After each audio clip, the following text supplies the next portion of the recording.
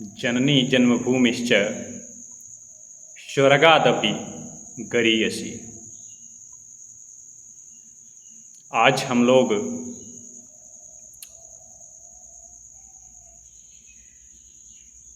के लिए बहुत ही सौभाग्य का क्षण है कि हम अपने 78वें गणतंत्र को मना रहे हैं। आज का दिन हमारे लिए न केवल एक उत्सव अपितु एक पर्व भी है, एक त्यौहार भी है। और इस दरमियान हमें यह चिंतन मनन अध्ययन करना ही होगा कि विगत स्वतंत्रता के इस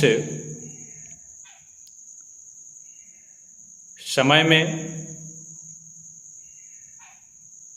हमने क्या अर्जित किया है और क्या अभी बाकी है। स्वतंत्रता के प्राप्ति हेतु विभिन्न उपक्रमों के इतिहास में जाने की आवश्यकता है नहीं। प्रतिवर्ष आप उस ऐतिहासिक विरासत से अवगत होते आ रहे हैं। आप लोगों को सामान्यतः यह पता ही है कि 1600 ईस्वी में ब्रिटिश ईस्ट भारत कंपनी की स्थापना के साथ ही गुलामी के एक नए युग की पटकथा लिख दी जाती है, जो प्रत्यक्ष तौर पर 1764 ईस्वी के बक्सर युद्ध के साथ आरंभ होता है, जहां से कंपनी अब व्यापारिक क्रियाकलापों से शासन के क्रियाकलापों में सम्मिलित होने लगती है। किंतु यह एक अधूरा इतिहास है। गुलामी का इतिहास 1764 से नहीं शुरू होता है, अपितु गुलामी का इतिहास इससे कहीं प्राचीन है।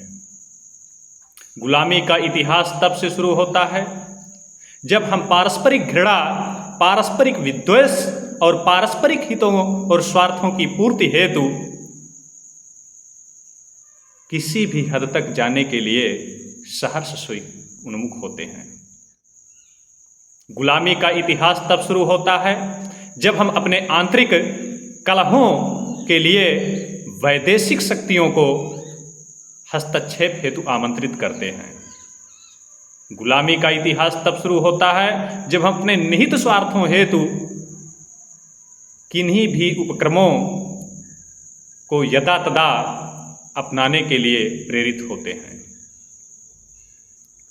बात आती है स्वतंत्रता क्या है।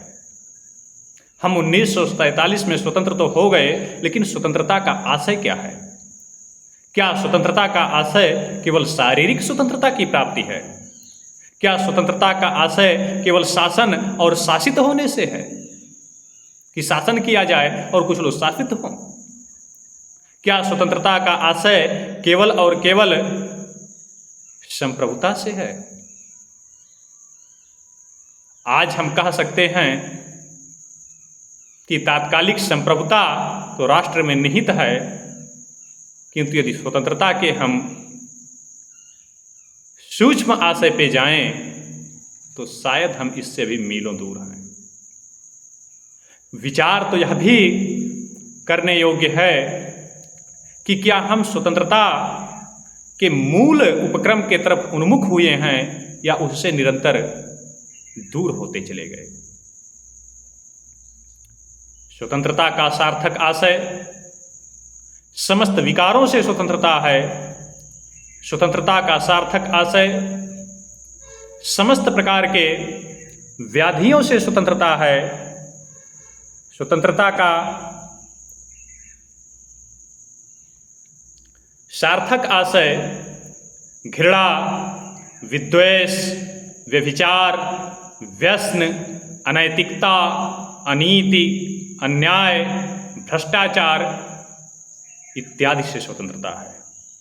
अर्थात घृणा से मुक्ति और प्रेम की तरफ स्वीकृति स्वतंत्रता है, व्यभिचार से सदाचार की तरफ गमन स्वतंत्रता है, अनैतिकता से नैतिकता की तरफ उन्मुख होना स्वतंत्रता है, अनीति से नीति की तरफ गमन स्वतंत्रता है, अन्याय से न्याय की तरफ सरोकार स्वतंत्रता है, भ्रष्टाचार से शिष्टाचार को अपनाना स्वतंत्रता है, और विभिन्न प्रकार की व्याधियों से मुक्ति ही वास्तविक स्वतंत्रता है।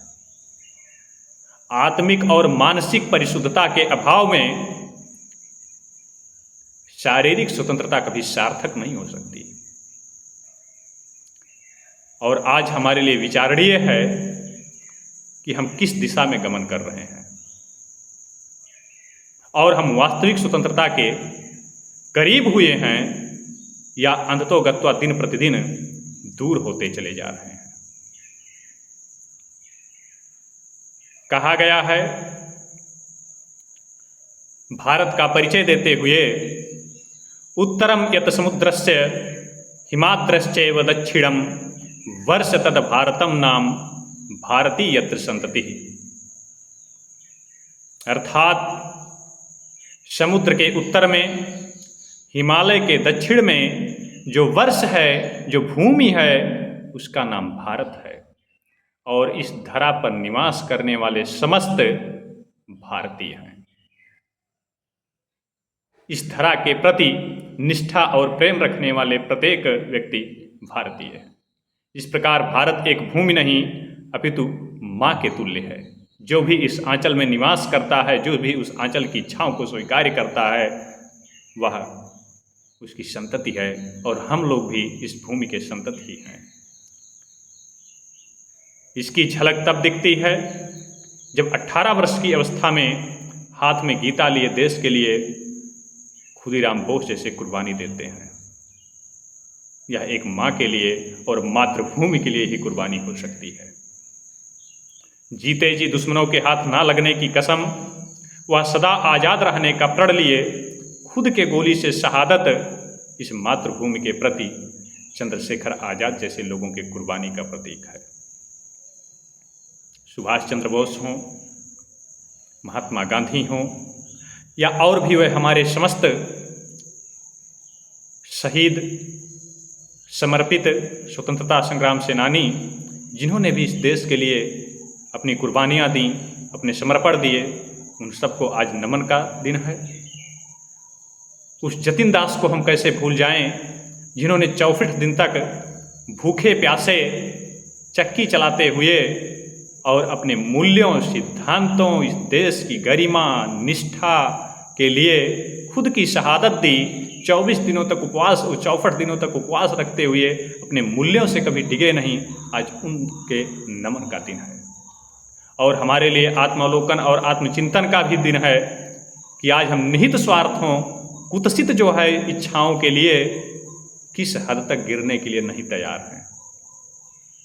जिस भूमि, जिस धरा, जिस माँ भारती के लिए इतनी बड़ी बड़ी कुर्बानियाँ और शहादतें दी गई हों, आज उसी धरा को हम अपने निहित स्वार्थों के लिए गिरवी रखने के लिए भी तैयार हैं। आज देश उन वीरों की भांति, उन शहीदों की भांति आपसे शहादत नहीं मांग रहा है।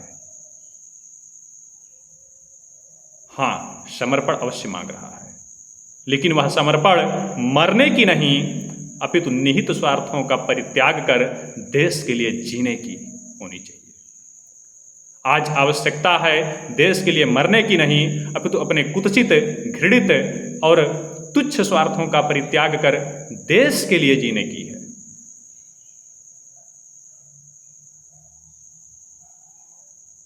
इसी के साथ हम अपनी बात का विराम देंगे।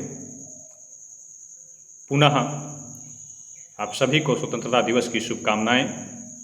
आज हम संकल्प लें कि हम अपने स्वयं के लिए तो जीवन जिए ही, लेकिन जीवन का एक अंश, एक हिस्सा देश, समाज और मानवता के उत्थान के लिए भी जिएं, और यही हमारे लिए स्वतंत्रता की और उन शहीदों के प्रति शहादतों की वास्तविक शुभकामना होगी, वास्तविक कह सकते हैं कि नमन उनको होगा। इसी के साथ आप सभी को स्वतंत्रता दिवस की ढेर सारी शुभकामनाएं, बधाइयाँ।